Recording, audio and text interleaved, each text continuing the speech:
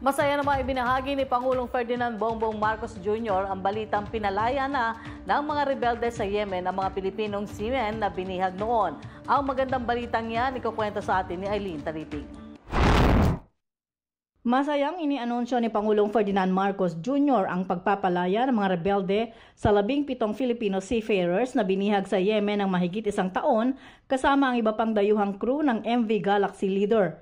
Sa kanyang social media post, sinabi ng Pangulo na ang mga pinalayang Pinoy seamen ay nasa pangangalaga na ng Philippine Embassy sa Muscat, Oman at inaasahang makakasama na ang kanilang pamilya sa lalong madaling panahon. Pinasalamatan ng Pangulo ang Sultan ng Oman na si Haitham bin Tariq at ng kanyang gobyerno sa kanilang matagumpay na pakikipag-ugnayan na nagresulta sa pagpapalaya sa mga Pinoy seamen.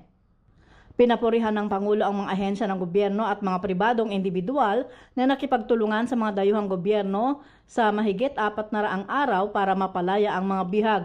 Ngayong natapos na ang kwento ng mga matatapang na Pinoy seafarers, sinabi ng Pangulo na sila ang dahilan kaya pinirmahan nito ang Magna Carta of Filipino Seafarers bilang batas upang protektahan ang kanilang karapatan at pangkalahatang kapakanan at isulo ang pangkalahatang trabaho at masiguro ang pantay na oportunidad sa maritime industry.